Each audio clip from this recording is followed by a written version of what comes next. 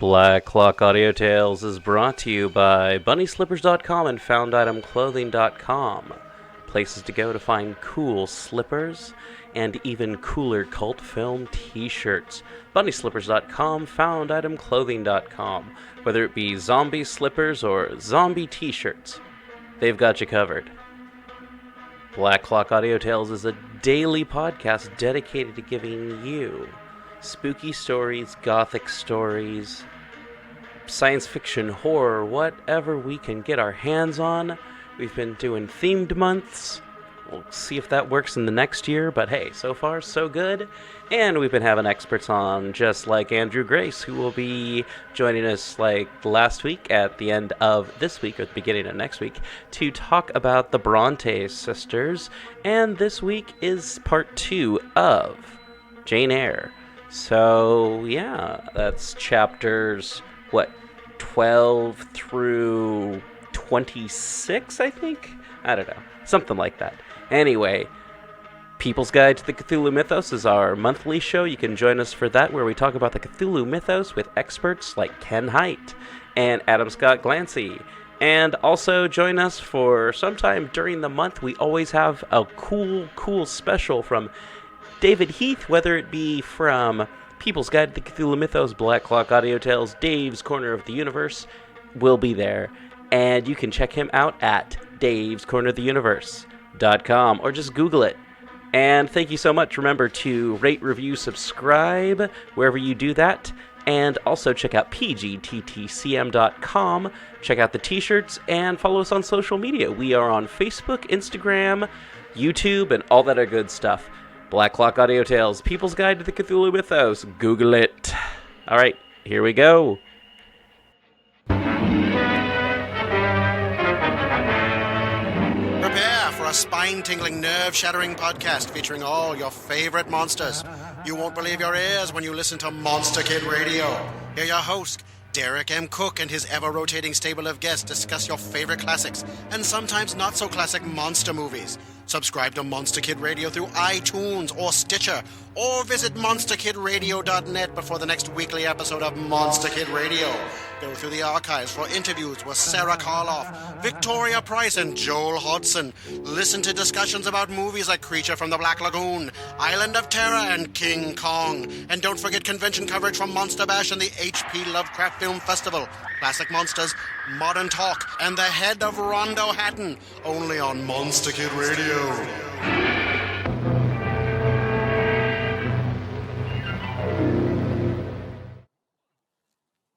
Recording by Elizabeth Klett. Jane Eyre by Charlotte Brontë. Chapter 32. I continued the labours of the village school as actively and faithfully as I could. It was truly hard work at first. Some time elapsed before, with all my efforts, I could comprehend my scholars and their nature. Wholly untaught, with faculties quite torpid, they seemed to me hopelessly dull, and at first sight all dull alike, but I soon found I was mistaken. There was a difference amongst them as amongst the educated, and when I got to know them, and they me, this difference rapidly developed itself. Their amazement at me, my language, my rules, and ways, once subsided, I found some of these heavy-looking, gaping rustics wake up into sharp-witted girls enough. Many showed themselves obliging, and amiable too, and I discovered amongst them not a few examples of natural politeness and innate self-respect, as well as of excellent capacity, that won both my good-will and my admiration. These soon took a pleasure in doing their work well, in keeping their persons neat, in learning their tasks regularly, in acquiring quiet and orderly manners. The rapidity of their progress, in some instances, was even surprising, and an honest and happy pride I took in it. Besides, I began personally to like some of the best girls, and they liked me. I had amongst my scholars several farmers' daughters, young women grown almost.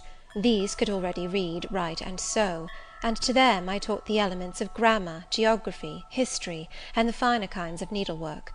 I found estimable characters among them, characters desirous of information and disposed for improvement, with whom I passed many a pleasant evening hour in their own homes. Their parents then, the farmer and his wife, loaded me with attentions. There was an enjoyment in accepting their simple kindness, and in repaying it by a consideration, a scrupulous regard to their feelings, to which they were not, perhaps, at all times accustomed, and which both charmed and benefited them; because, while it elevated them in their own eyes, it made them emulous to merit the deferential treatment they received. I felt I became a favourite in the neighbourhood. Whenever I went out, I heard on all sides cordial salutations, and was welcomed with friendly smiles. To live amidst general regard, though it be but the regard of working people, is like sitting in sunshine, calm and sweet. Serene inward feelings bud and bloom under the ray. At this period of my life, my heart far oftener swelled with thankfulness than sank with dejection. And yet, reader, to tell you all, in the midst of this calm, this useful existence, after a day passed in honourable exertion amongst my scholars, an evening spent in drawing or reading contentedly alone, I used to rush into strange dreams at night, dreams many-coloured, agitated, full of the ideal, the stirring, the stormy; dreams where, amidst unusual scenes, charged with adventure, with agitating risk and romantic chance, I still again and again met Mr. Rochester, always at some exciting crisis; and then the sense of being in his arms, hearing his voice, meeting his eye, touching his hand and cheek, loving him, being loved by him, the hope of passing a lifetime at his side, would be renewed, with all its first force and fire. Then I awoke; then I recalled where I was, and how situated; then I rose up on my curtainless bed, trembling and quivering; and then the still dark night witnessed the convulsion of despair, and heard the burst of passion. By 9 o'clock the next morning I was punctually opening the school, tranquil, settled, prepared for the steady duties of the day. Rosamond Oliver kept her word in coming to visit me. Her call at the school was generally made in the course of her morning ride. She would canter up to the door on her pony, followed by a mounted livery servant.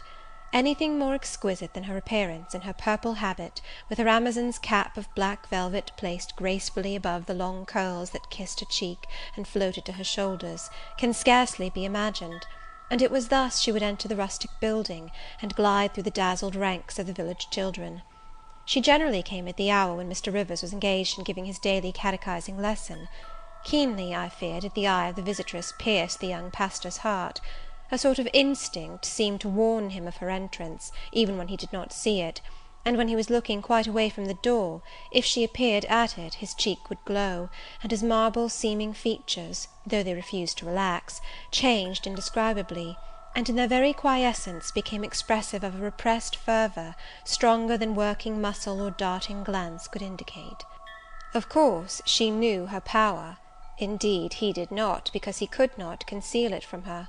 In spite of his Christian stoicism, when she went up and addressed him, and smiled gaily, encouragingly, even fondly in his face, his hand would tremble and his eye burn. He seemed to say, with his sad and resolute look, if he did not say it with his lips, "I love you, and I know you prefer me. It is not despair of success that keeps me dumb. If I offered my heart, I believe you would accept it. But that heart is already laid on a sacred altar, the fire is arranged round it. It will soon be no more than a sacrifice consumed." And then she would pout like a disappointed child; a pensive cloud would soften her radiant vivacity; she would withdraw her hand hastily from his, and turn in transient petulance from his aspect, at once so heroic and so martyr-like. St. John, no doubt, would have given the world to follow, recall, retain her, when she thus left him; but he would not give one chance of heaven, nor relinquished for the Elysium of her love one hope of the true eternal paradise. Besides, he could not bind all that he had in his nature, the rover, the aspirant, the poet, the priest, in the limits of a single passion. He could not, he would not, renounce his wild field of mission warfare for the parlours and the peace of Vale Hall. I learnt so much from himself in an inroad I once, despite his reserve, had the daring to make on his confidence. Miss Oliver already honoured me with frequent visits to my cottage. I had learnt her whole character, which was without mystery or disguise. She was coquettish, but not heartless; exacting, but not worthlessly selfish. She had been indulged from her birth, but was not absolutely spoiled. She was hasty, but good humoured; vain, She could not help it, when every glance in the class showed her such a flush of loveliness, but not affected; liberal-handed, innocent of the pride of wealth, ingenuous, sufficiently intelligent, gay, lively, and unthinking. She was very charming, in short, even to a cool observer of her own sex like me; but she was not profoundly interesting or thoroughly impressive. A very different sort of mind was hers from that, for instance, of the sisters of St. John. Still, I liked her almost as much as I liked my pupil Adele, except that, for a child whom we have watched over and taught, a closer affection is engendered than we can give an equally attractive adult acquaintance. She had taken an amiable caprice to me. She said I was like Mr. Rivers, only certainly, she allowed, not 1/10 so handsome, though I was a nice neat little soul enough, but he was an angel. I was, however, good, clever, composed, and firm, like him. I was a lusus naturae, she affirmed, as a village schoolmistress. She was sure my previous history, if known, would make a delightful romance. One evening, while with her usual childlike activity, and thoughtless yet not offensive inquisitiveness, she was rummaging the cupboard and table drawer of my little kitchen, she discovered first 2 French books, a volume of Schiller, a German grammar and dictionary, and then my drawing materials and some sketches, including a pencil head of a pretty little cherub-like girl, one of my scholars, and sundry views from nature, taken in the Vale of Morton and on the surrounding moors. She was first transfixed with surprise, and then electrified with delight. Had I done these pictures? Did I know French and German? What a love, what a miracle I was! I drew better than her master in the first school in S. Would I sketch a portrait of her, to show to papa? With pleasure, I replied, and I felt a thrill of artist's delight at the idea of copying from so perfect and radiant a model. She had then on a dark blue silk dress; her arms and her neck were bare; her only ornament was her chestnut tresses, which waved over her shoulders with all the wild grace of natural curls. I took a sheet of fine cardboard, and drew a careful outline. I promised myself the pleasure of colouring it, and as it was getting late then, I told her she must come and sit another day. She made such a report of me to her father, that Mr. Oliver himself accompanied her next evening, a tall, massive-featured, middle-aged and grey-headed man, at whose side his lovely daughter looked like a bright flower near a hoary turret. He appeared a taciturn, and perhaps a proud personage, but he was very kind to me. The sketch of Rosamond's portrait pleased him highly. He said I must make a finished picture of it. He insisted, too, on my coming the next day to spend the evening at Vale Hall. I went. I found it a large, handsome residence, showing abundant evidences of wealth in the proprietor. Rosamond was full of glee and pleasure all the time I stayed.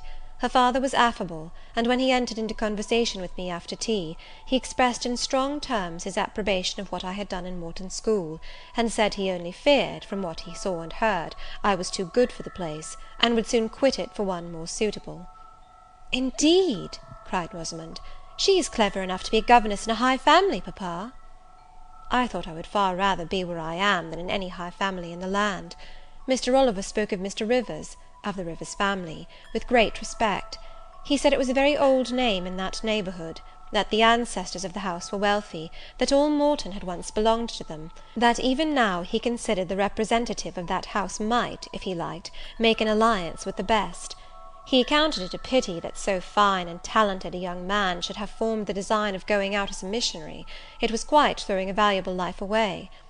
It appeared, then, that the father would throw no obstacle in the way of Rosamond's union with St. John.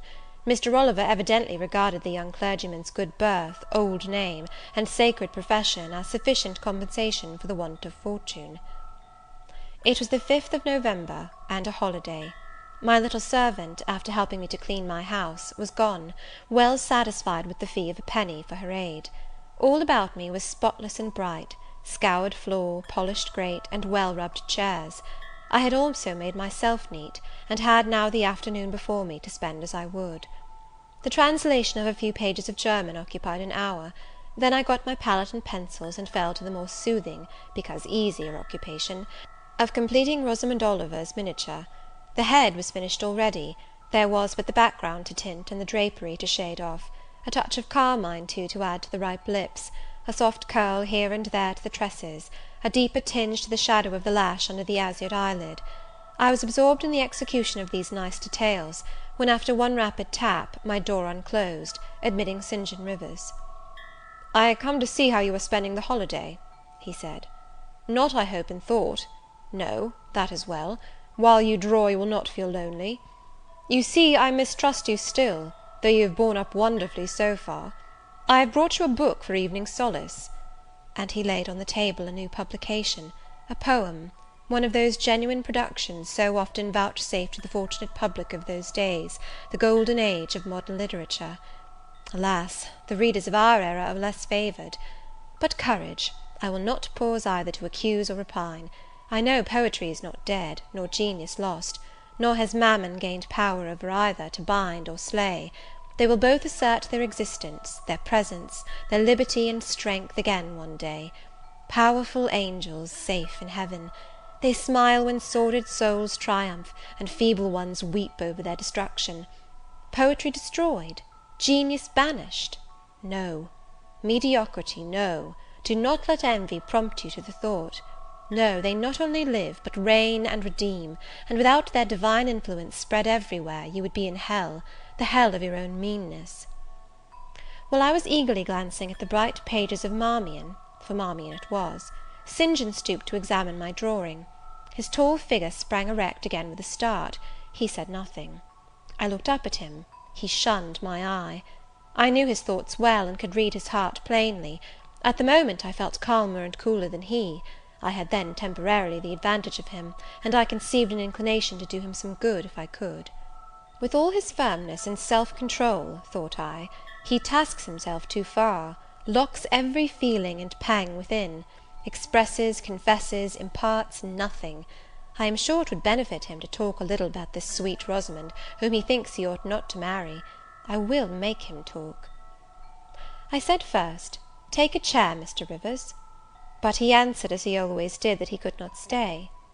"Very well," I responded mentally, "stand if you like, but you shall not go just yet. I am determined. Solitude is at least as bad for you as it is for me. I'll try if I cannot deliver the secret spring of your confidence, and find an aperture in that marble breast through which I can shed one drop of the balm of sympathy." "Is this portrait like?" I asked bluntly. "Like? Like whom? I did not observe it closely." "You did, Mr. Rivers." He almost started at my sudden and strange abruptness. He looked at me astonished. "Oh, that is nothing yet," I muttered within. "I don't mean to be baffled by a little stiffness on your part. I'm prepared to go to considerable lengths." I continued, "You observed it closely and distinctly, but I have no objection to your looking at it again." And I rose and placed it in his hand. "A well-executed picture," he said. "Very soft, clear colouring, very graceful and correct drawing." "Yes, yes, I know all that. But what of the resemblance? Who is it like?" Mastering some hesitation, he answered, "Miss Oliver, I presume?" "Of course. And now, sir, to reward you for the accurate guess, I will promise to paint you a careful and faithful duplicate of this very picture, provided you admit that the gift would be acceptable to you. I don't wish to throw away my time and trouble on an offering you would deem worthless." He continued to gaze at the picture. The longer he looked, the firmer he held it, the more he seemed to covet it. "It is like," he murmured. "The eye is well managed, the colour, light, expression are perfect. It smiles." "Would it comfort, or would it wound you to have a similar painting? Tell me that. When you are at Madagascar, at the Cape, or in India, would it be a consolation to have that memento in your possession? Or would the sight of it bring recollections calculated to enervate and distress?" He now furtively raised his eyes. He glanced at me, irresolute, disturbed. He again surveyed the picture. "That I should like to have it is certain. Whether it would be judicious or wise is another question." Since I had ascertained that Rosamond really preferred him, and that her father was not likely to oppose the match, I, less exalted in my views than St. John, had been strongly disposed in my own heart to advocate their union. It seemed to me that, should he become the possessor of Mr. Oliver's large fortune, he might do as much good with it as if he went and laid his genius out to wither, and his strength to waste under a tropical sun. With this persuasion I now answered, "As far as I can see, it would be wiser and more judicious if you were to take to yourself the original at once." By this time he had sat down. He had laid the picture on the table before him, and with his brow supported on both hands, hung fondly over it. I discerned he was now neither angry.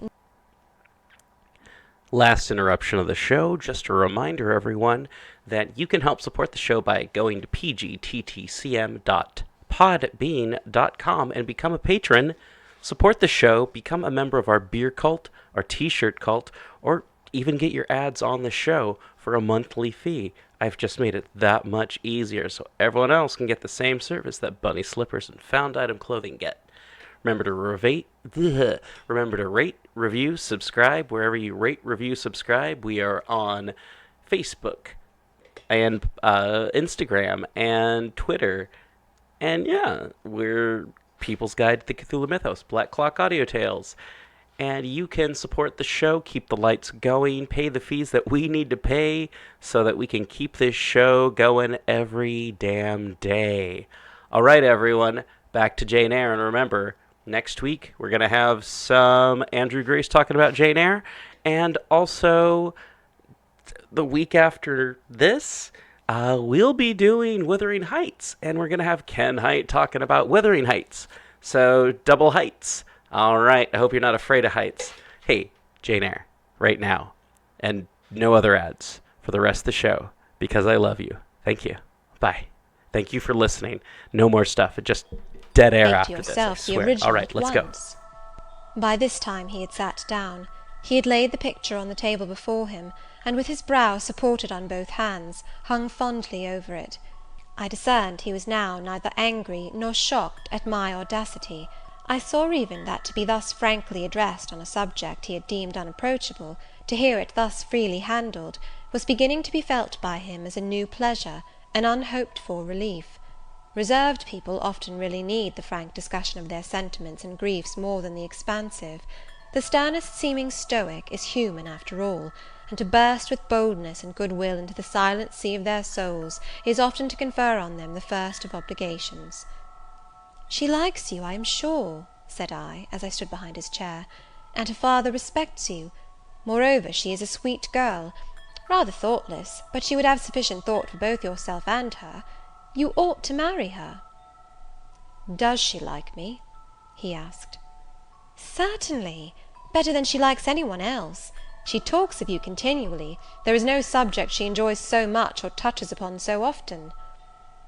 "It is very pleasant to hear this," he said, "very. Go on, for another quarter of an hour." And he actually took out his watch, and laid it upon the table to measure the time. "But where is the use of going on," I asked, "when you are probably preparing some iron blow of contradiction, or forging a fresh chain to fetter your heart? Don't imagine such hard things. Fancy me yielding and melting as I am doing. Human love rising like a freshly opened fountain in my mind, and overflowing with sweet inundation all the field I have so carefully and with such labour prepared, so assiduously sown with the seeds of good intentions, of self-denying plans. And now it is deluged with a nectarous flood, the young germs swamped, delicious poison cankering them. Now I see myself stretched on an ottoman in the drawing-room at Vale Hall, at my bride Rosamond Oliver's feet. She is talking to me with a sweet voice, gazing down on me with those eyes your skilful hand has copied so well, smiling at me with those coral lips. She is mine, I am hers. This present life and passing world suffice to me. Hush, say nothing. My heart is full of delight. My senses are entranced. Let the time I marked pass in peace." I humoured him. The watch ticked on. He breathed fast and low. I stood silent. Amidst this hush the quartet sped. He replaced the watch, laid the picture down, rose, and stood on the hearth. "Now," said he, "that little space was given to delirium and delusion.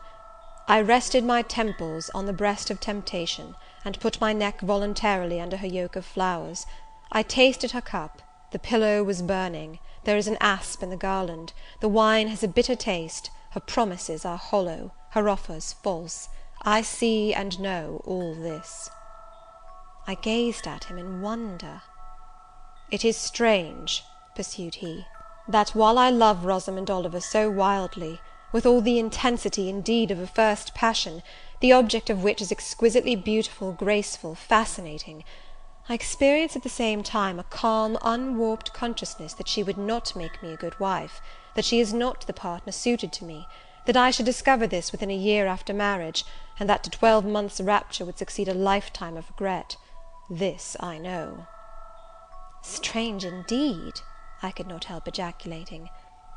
While something in me, he went on, is acutely sensible to her charms, something else is as deeply impressed with her defects. They are such that she could sympathize in nothing I aspired to, cooperate in nothing I undertook. Rosamond a sufferer, a labourer, a female apostle? Rosamond a missionary's wife? No.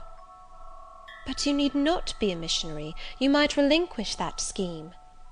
Relinquish? What? My vocation? My great work? My foundation laid on earth for a mansion in heaven? My hopes of being numbered in the band who have merged all ambitions in the glorious one of bettering their race, of carrying knowledge into the realms of ignorance, of substituting peace for war, freedom for bondage, religion for superstition, the hope of heaven for the fear of hell. Must I relinquish that? It is dearer than the blood in my veins. It is what I have to look forward to and to live for. After a considerable pause, I said, "And Miss Oliver? Are her disappointment and sorrow of no interest to you?" "Miss Oliver is ever surrounded by suitors and flatterers. In less than a month my image will be effaced from her heart. She will forget me, and will marry probably some one who will make her far happier than I should do." "You speak coolly enough, but you suffer in the conflict. You are wasting away." "No. If I get a little thin, it is with anxiety about my prospects yet unsettled, my departure continually procrastinated. Only this morning I received intelligence that the successor, whose arrival I have been so long expecting, cannot be ready to replace me for 3 months to come yet, and perhaps the 3 months may extend to 6. "You tremble and become flushed whenever Miss Oliver enters the schoolroom." Again the surprised expression crossed his face. He had not imagined that a woman would dare to speak so to a man. For me, I felt at home in this sort of discourse. I could never rest in communication with strong, discreet, and refined minds, whether male or female, till I had passed the outworks of conventional reserve, and crossed the threshold of confidence, and won a place by their heart's very hearthstone. "You are original," said he, "and not timid. There is something brave in your spirit, as well as penetrating in your eye.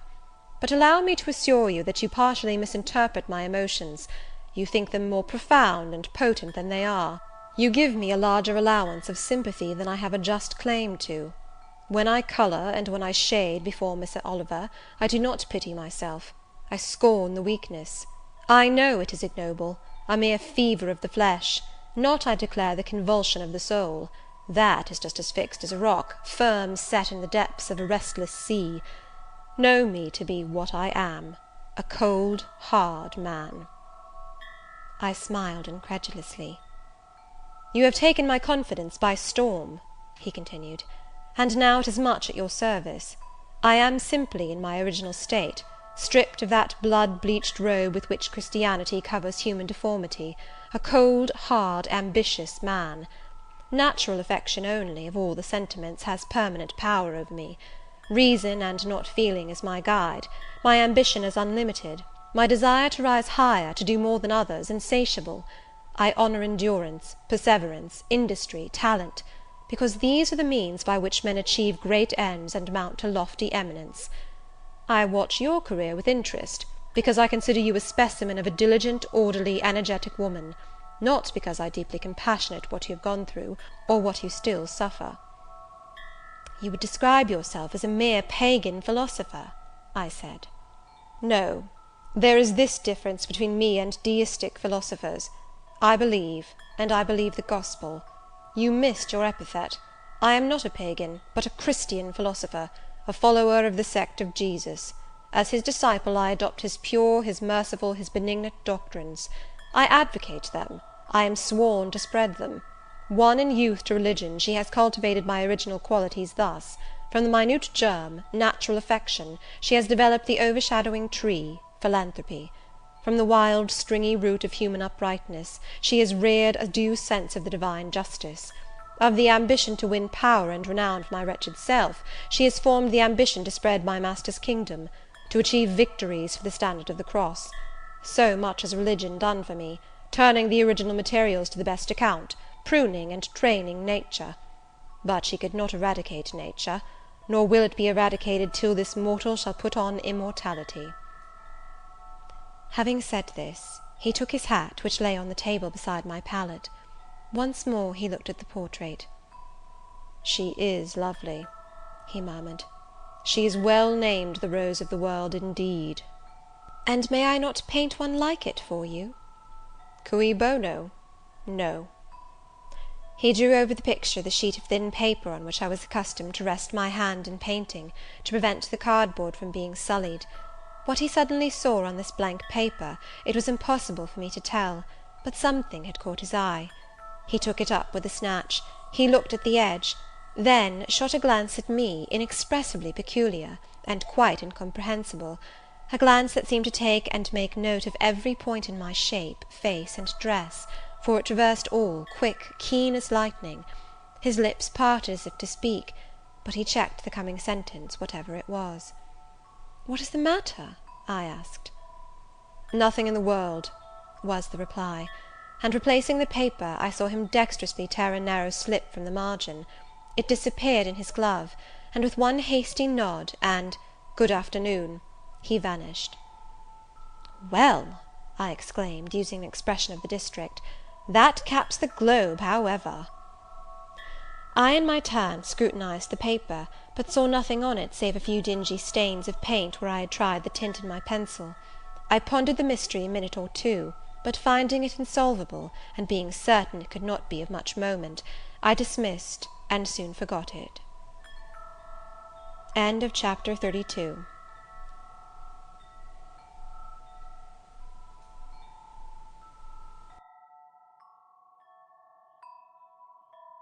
Recording by Elizabeth Klett. Jane Eyre by Charlotte Brontë. Chapter 33. When Mr. St. John went, it was beginning to snow. The whirling storm continued all night. The next day a keen wind brought fresh and blinding falls. By twilight the valley was drifted up and almost impassable. I had closed my shutter, laid a mat to the door to prevent the snow from blowing in under it, trimmed my fire, and after sitting nearly an hour on the hearth listening to the muffled fury of the tempest, I lit a candle, took down Marmion, and beginning "They set on Norham's castle steep, and Tweed's fair river broad and deep, and Cheviot's mountains lone, the massive towers the dungeon keep, the flanking walls that round them sweep, in yellow lustre shone." I soon forgot storm in music. I heard a noise. The wind, I thought, shook the door. No, it was St. John Rivers, who, lifting the latch, came in out of the frozen hurricane, the howling darkness, and stood before me, the cloak that covered his tall figure all white as a glacier. I was almost in consternation, so little had I expected any guest from the blocked-up vale that night. "Any ill news?" I demanded. "Has anything happened?" "No. How very easily alarmed you are," he answered, removing his cloak and hanging it up against the door, towards which he again coolly pushed the mat which his entrance had deranged. He stamped the snow from his boots. "I shall sully the purity of your floor," said he, "but you must excuse me for once." Then he approached the fire. "I have had hard work to get here, I assure you," he observed, as he warmed his hands over the flame. "One drift took me up to the waist. Happily the snow is quite soft yet." "But why are you come?" I could not forbear saying. "Rather an inhospitable question to put to a visitor, but since you ask it, I answer simply to have a little talk with you. I got tired of my mute books and empty rooms. Besides, since yesterday I have experienced the excitement of a person to whom a tale has been half told, and who is impatient to hear the sequel." He sat down. I recalled his singular conduct of yesterday, and really I began to fear his wits were touched. If he were insane, however, this was a very cool and collected insanity. I had never seen that handsome-featured face of his look more like chiselled marble than it did just now, as he put aside his snow-wet hair from his forehead, and let the firelight shine free on his pale brow and cheek as pale, where it grieved me to discover the hollow trace of care or sorrow now so plainly graved. I waited, expecting he would say something I could at least comprehend, but his hand was now at his chin, his finger on his lip. He was thinking. It struck me that his hand looked wasted like his face. A perhaps uncalled-for gush of pity came over my heart. I was moved to say, "I wish Diana or Mary would come and live with you. It is too bad that you should be quite alone, and you are recklessly rash about your own health." "Not at all," said he. "I care for myself when necessary. I am well now. What do you see amiss in me?" This was said with a careless, abstracted indifference, which showed that my solicitude was, at least in his opinion, wholly superfluous. I was silenced. He still slowly moved his finger over his upper lip, and still his eye dwelt dreamily on the glowing grate. Thinking it urgent to say something, I asked him presently if he felt any cold draught from the door which was behind him. "No, no," he responded, shortly and somewhat testily. "Well," I reflected, "if you won't talk, you may be still. I'll let you alone now, and return to my book." So I snuffed the candle and resumed the perusal of Marmion. He soon stirred. My eye was instantly drawn to his movements. He only took out a morocco pocket-book, thence produced a letter, which he read in silence, folded it, put it back, relapsed into meditation. It was vain to try to read with such an inscrutable fixture before me, nor could I, in impatience, consent to be dumb. He might rebuff me if he liked, but talk I would. "Have you heard from Diana and Mary lately?" "Not since the letter I showed you a week ago." "There has not been any change made about your own arrangements? You will not be summoned to leave England sooner than you expected?" "I fear not, indeed. Such chance is too good to befall me." Baffled so far, I changed my ground. I bethought myself to talk about the school and my scholars. "Mary Garrett's mother is better, and Mary came back to school this morning, and I shall have 4 new girls next week from the Foundry Close. They would have come to-day but for the snow." "Indeed?" "Mr. Oliver pays for 2. "Does he?" "He means to give the whole school a treat at Christmas." "I know." "Was it your suggestion?" "No." "Whose, then?" "His daughter's, I think." "It is like her, she is so good-natured." "Yes."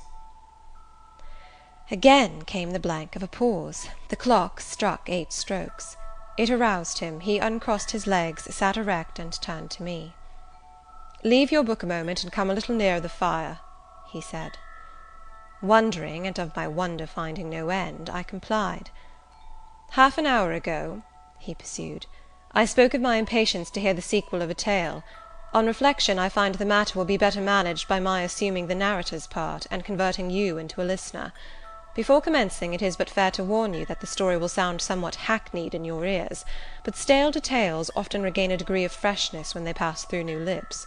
For the rest, whether trite or novel, it is short. 20 years ago, a poor curate, never mind his name at the moment, fell in love with a rich man's daughter. She fell in love with him, and married him, against the advice of all her friends, who consequently disowned her immediately after the wedding. Before 2 years passed, the rash pair were both dead, and laid quietly side by side under one slab. I have seen their grave. It formed part of the pavement of a huge churchyard surrounding the grim, soot-blacked old cathedral of an overgrown manufacturing town in Blankshire. They left a daughter, which, at its very birth, Charity received in her lap, cold as that of the snowdrift I almost stuck fast in to-night. Charity carried the friendless thing into the house of its rich maternal relations. It was reared by an aunt-in-law, called, I come to names now, Mrs. Reed of Gateshead. You start. Did you hear a noise? I dare say it is only a rat scrambling down the rafters of the adjoining schoolroom. It was a barn before I had it repaired and altered, and barns are generally haunted by rats. To proceed. Mrs. Reed kept the orphan 10 years. Whether it was happy or not with her I cannot say, never having been told, but at the end of that time she transferred it to a place you know, being no other than Lowood School, where you so long resided yourself. It seems her career there was very honourable. From a pupil she became a teacher, like yourself. Really, it strikes me there are parallel points in her history and yours. She left it to be a governess. There again your fates were analogous. She undertook the education of the ward of a certain Mr. Rochester." "Mr. Rivers," I interrupted. "I can guess your feelings," he said. But restrain them for a while. I have nearly finished. Hear me to the end. Of Mr. Rochester's character I know nothing, but the one fact that he professed to offer honourable marriage to this young girl, and that, at the very altar, she discovered he had a wife yet alive, though a lunatic. What his subsequent conduct and proposals were is a matter of pure conjecture, but when an event transpired which rendered inquiry after the governess necessary, it was discovered she was gone. No one could tell when, where, or how. She had left Thornfield Hall in the night. Every research after her course had been vain. The country had been scoured far and wide. No vestige of information could be gathered respecting her. Yet that she should be found has become a matter of serious urgency. Advertisements have been put in all the papers. I myself have received a letter from one Mr. Briggs, solicitor, communicating the details I have just imparted. Is it not an odd tale? Just tell me this, said I, and since you know so much, you can surely tell it me. What of Mr. Rochester? How and where is he? What is he doing? Is he well? I am ignorant of all concerning Mr. Rochester. The letter never mentions him, but to narrate the fraudulent and illegal attempt I have adverted to. You should rather ask the name of the governess, the nature of the event which requires her appearance. Did no one go to Thornfield Hall, then? Did no one see Mr. Rochester? I suppose not. But they wrote to him? Of course. And what did he say? Who has his letters? Mr. Briggs intimates that the answer to his application was not from Mr. Rochester, but from a lady. It is signed Alice Fairfax. I felt cold and dismayed. My worst fears were then probably true. He had in all probability left England and rushed in reckless desperation to some former haunt on the continent. And what opiate for his severe sufferings, what object for his strong passions had he sought there? I dared not answer the question. Oh, my poor master, once almost my husband, whom I had often called my dear Edward. He must have been a bad man, observed Mr. Rivers. You don't know him, don't pronounce an opinion upon him, I said with warmth. Very well, he answered quietly, and indeed my head is otherwise occupied than with him. I have my tale to finish. Since you won't ask the governess's name, I must tell it of my own accord. Stay, I have it here. It is always more satisfactory to see important points written down, fairly committed to black and white. And the pocket-book was again deliberately produced, opened, sought through. From one of its compartments was extracted a shabby slip of paper, hastily torn off. I recognized in its texture and its stains of ultramarine and lake and vermilion the ravished margin of the portrait cover.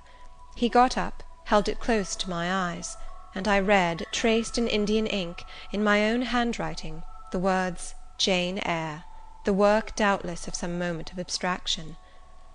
Briggs wrote to me of a Jane Eyre, he said. The advertisements demanded a Jane Eyre. I knew a Jane Elliot. I confess I had my suspicions, but it was only yesterday afternoon they were at once resolved into certainty. You own the name and renounce the alias. Yes, yes, but where is Mr. Briggs? He perhaps knows more of Mr. Rochester than you do. Briggs is in London. I should doubt his knowing anything at all about Mr. Rochester. It is not in Mr. Rochester he is interested. Meantime you forget essential points in pursuing trifles. You do not inquire why Mr. Briggs sought after you, what he wanted with you. Well, what did he want? Merely to tell you that your uncle, Mr. Eyre of Madeira, is dead, that he has left you all his property, and that you are now rich. Merely that. Nothing more. I? Rich? Yes, you, rich, quite an heiress. Silence succeeded. You must prove your identity, of course, resumed St. John presently. A step which will offer no difficulties. You can then enter on immediate possession. Your fortune is vested in the English funds. Briggs has the will and the necessary documents. Here was a new card turned up. It is a fine thing, reader, to be lifted in a moment from indigence to wealth, a very fine thing, but not a matter one can comprehend, or consequently enjoy all at once. And then there are other chances in life far more thrilling and rapture-giving. This is solid, an affair of the actual world, nothing ideal about it. All its associations are solid and sober, and its manifestations are the same. One does not jump and spring and shout hurrah at hearing one has got a fortune. One begins to consider responsibilities, and to ponder business. On a base of steady satisfaction rise certain grave cares, and we contain ourselves and brood over our bliss with a solemn brow. Besides, the words legacy, bequest, go side by side with the words death, funeral. My uncle, I had heard, was dead, my only relative. Ever since being made aware of his existence, I had cherished the hope of one day seeing him. Now I never should. And then this money came only to me, not to me and a rejoicing family, but to my isolated self.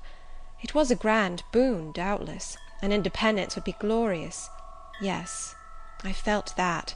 That thought swelled my heart. "You unbend your forehead at last," said Mr. Rivers. "I thought Medusa had looked at you, and that you were turning into stone. Perhaps now you will ask how much you are worth." "How much am I worth?" "Oh, a trifle. Nothing, of course, to speak of. 20,000 pounds, I think they say. But what is that?" 20,000 pounds! Here was a new stunner. I had been calculating on 4,000 or 5,000. This news actually took my breath for a moment. Mr. St. John, whom I had never heard laugh before, laughed now. "Well," said he, "if you had committed a murder, and I had told you your crime was discovered, you could scarcely look more aghast." "It is a large sum. Don't you think there is a mistake?" "No mistake at all." "Perhaps you have read the figures wrong. It may be 2,000. "It is written in letters, not figures. 20,000.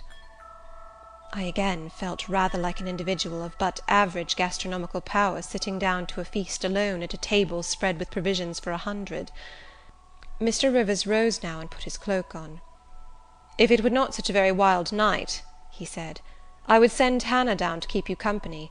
You look too desperately miserable to be left alone. But Hannah, poor woman, could not stride the drift so well as I. Her legs are not quite so long. So I must e'en leave you to your sorrows. Good night." He was lifting the latch. A sudden thought occurred to me. "Stop 1 minute," I cried. "Well?" "It puzzles me to know why Mr. Briggs wrote to you about me, or how he knew you, or could fancy that you, living in such an out-of-the-way place, had the power to aid in my discovery." "Oh, I'm a clergyman," he said, "and the clergy are often appealed to about odd matters." Again the latch rattled. "No, that does not satisfy me," I exclaimed; and indeed there was something in the hasty and unexplanatory reply which, instead of allaying, piqued my curiosity more than ever. "It is a very strange piece of business," I added. "I must know more about it." "Another time." "No, to-night, to-night." And as he turned from the door, I placed myself between it and him. He looked rather embarrassed. "You certainly shall not go till you have told me all," I said. "I would rather not just now." "You shall, you must." "I would rather Diana or Mary informed you." Of course these objections wrought my eagerness to a climax. Gratified it must be, and that without delay, and I told him so. "But I apprized you that I was a hard man," said he, "difficult to persuade." "And I am a hard woman, impossible to put off." "And then," he pursued, "I am cold, no fervour infects me. Whereas I am hot, and fire dissolves ice. The blaze there has thawed all the snow from your cloak. By the same token it has streamed on to my floor, and made it like a trampled street.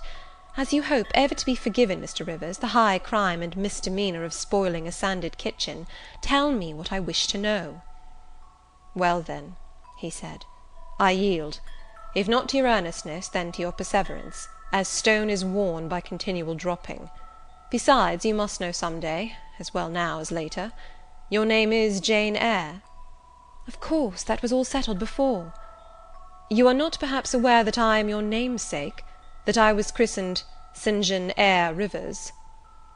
"No, indeed. I remember now seeing the letter E comprised in your initials written in books you have at different times lent me, but I never asked for what name it stood. But what then? Surely—" I stopped.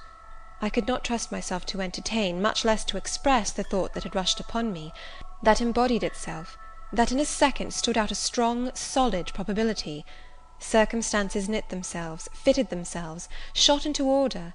The chain that had been lying hitherto a formless lump of links was drawn out straight, every ring was perfect, the connection complete. I knew by instinct how the matter stood, before St. John had said another word, but I cannot expect the reader to have the same intuitive perception, so I must repeat his explanation. My mother's name was Eyre. She had 2 brothers, one a clergyman who married Miss Jane Reed of Gateshead, the other John Eyre, Esquire, merchant late of Funchal, Madeira. Mr. Briggs, being Mr. Eyre's solicitor, wrote to us last August to inform us of our uncle's death, and to say that he had left his property to his brother, the clergyman's orphan daughter, overlooking us, in consequence of a quarrel never forgiven between him and my father. He wrote again a few weeks since, to intimate that the heiress was lost, and asking if we knew anything of her. A name, casually written on a slip of paper, has enabled me to find her out. You know the rest. Again he was going, but I set my back against the door. "Do let me speak," I said. "Let me have one moment to draw breath and reflect." I paused. He stood before me, hat in hand, looking composed enough. I resumed. "Your mother was my father's sister?" "Yes." "My aunt, consequently?" He bowed. "My Uncle John was your Uncle John? You, Diana, and Mary are his sister's children, as I am his brother's child?" "Undeniably." "You 3, then, are my cousins. Half our blood on each side flows from the same source." "We are cousins, yes." I surveyed him. It seemed I had found a brother, one I could be proud of, one I could love, and 2 sisters, whose qualities were such that, when I knew them but as mere strangers, they had inspired me with genuine affection and admiration. The 2 girls, on whom, kneeling down on the wet ground, and looking through the low latticed window of Moor House kitchen, I had gazed with so bitter a mixture of interest and despair, were my near kinswomen, and the young and stately gentleman who had found me almost dying at his threshold was my blood relation. Glorious discovery to a lonely wretch! This was wealth indeed, wealth to the heart, a mine of pure genial affections. This was a blessing, bright, vivid, and exhilarating, not like the ponderous gift of gold, rich and welcome enough in its way, but sobering from its weight. I now clapped my hands in sudden joy, my pulse bounded, my veins thrilled. "Oh, I am glad, I am glad!" I exclaimed. St. John smiled. "Did I not say you neglected essential points to pursue trifles?" he asked. "You were serious when I told you had got a fortune, and now, for a matter of no moment, you are excited." "What can you mean? It may be of no moment to you. You have sisters and don't care for a cousin. But I had nobody, and now 3 relations, or 2 if you don't choose to be counted, are born into my world full grown. I say again, I am glad." I walked fast through the room. I stopped, half suffocated with the thoughts that rose faster than I could conceive, comprehend, settle them. Thoughts of what might, could, would, and should be, and that ere long. I looked at the blank wall. It seemed a sky thick with ascending stars. Every one lit me to a purpose or delight. Those who had saved my life, whom, till this hour, I had loved barrenly, I could now benefit.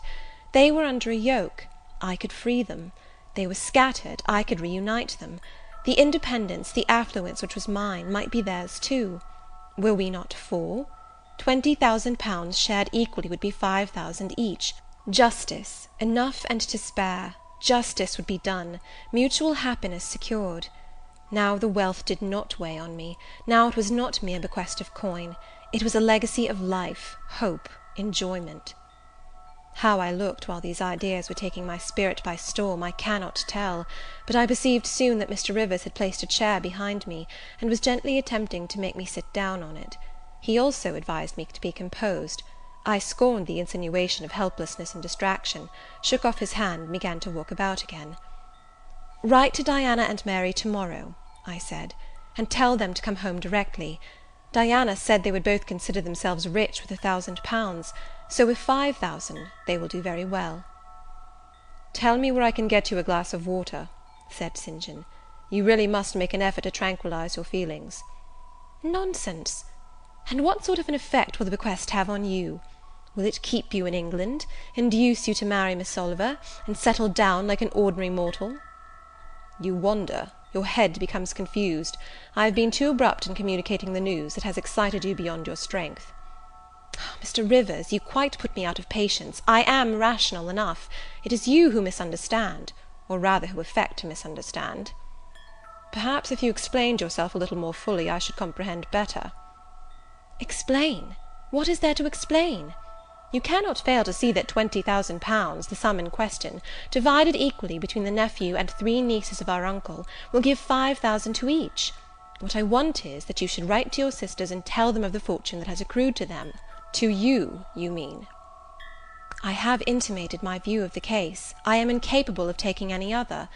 I am not brutally selfish, blindly unjust, or fiendishly ungrateful. Besides, I am resolved I will have a home and connections.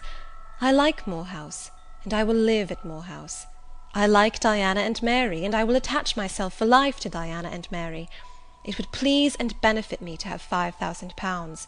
It would torment and oppress me to have 20,000, which, moreover, could never be mine in justice, though it might be in law. I abandon to you, then, what is absolutely superfluous to me. Let there be no opposition and no discussion about it. Let us agree amongst each other, and decide the point at once. This is acting on first impulses. You must take days to consider such a matter, ere your word can be regarded as valid. Oh, if all you doubt is my sincerity, I am easy. You see the justice of the case. I do see a certain justice, but it is contrary to all custom. Besides, the entire fortune is your right. My uncle gained it by his own efforts. He was free to leave it to whom he would. He left it to you. After all, justice permits you to keep it. You may, with a clear conscience, consider it absolutely your own. With me, said I, it is fully as much a matter of feeling as of conscience. I must indulge my feelings. I so seldom have had an opportunity of doing so. Were you to argue, object, and annoy me for a year, I could not forego the delicious pleasure of which I have caught a glimpse, that of repaying, in part, a mighty obligation, and winning to myself lifelong friends. You think so now, rejoined St. John, because you do not know what it is to possess, nor consequently to enjoy wealth. You cannot form a notion of the importance £20,000 would give you, of the place it would enable you to take in society, of the prospects it would open to you. You cannot. And you, I interrupted, cannot at all imagine the craving I have for fraternal and sisterly love. I never had a home. I never had brothers and sisters. I must and will have them now. You are not reluctant to admit me and own me, are you? Jane, I will be your brother. My sisters will be your sisters, without stipulating for this sacrifice of your just rights. Brother? Yes, at the distance of 1,000 leagues. Sisters? Yes, slaving among strangers. I, wealthy, gorged with gold I never earned and do not merit. You, penniless, famous equality and fraternization, close union, intimate attachment. But, Jane, your aspirations after family ties and domestic happiness may be realized otherwise than by the means you contemplate. You may marry. Nonsense again. Marry? I don't want to marry, and never shall marry. That is saying too much. Such hazardous affirmations are a proof of the excitement under which you labour. It is not saying too much. I know what I feel, and how averse are my inclinations to the bare thought of marriage. No one would take me for love, and I will not be regarded in the light of a mere money speculation. And I do not want a stranger, unsympathizing, alien, different from me. I want my kindred, those with whom I have full fellow feeling. Say again you will be my brother. When you uttered the words I was satisfied, happy. Repeat them, if you can. Repeat them sincerely. I think I can. I know I have always loved my own sisters, and I know on what my affection for them is grounded, respect for their worth and admiration of their talents. You too have principle and mind. Your tastes and habits resemble Diana's and Mary's. Your presence is always agreeable to me. In your conversation I have already for some time found a salutary solace. I feel I can easily and naturally make room in my heart for you, as my third and youngest sister. Thank you. That contents me for tonight. Now you had better go, for if you stay longer you will perhaps irritate me afresh by some mistrustful scruple. And the school, Miss Eyre? It must now be shut up, I suppose? No, I will retain my post of mistress till you get a substitute. He smiled approbation. We shook hands, and he took leave. I need not narrate in detail the further struggles I had, and arguments I used, to get matters regarding the legacy settled as I wished.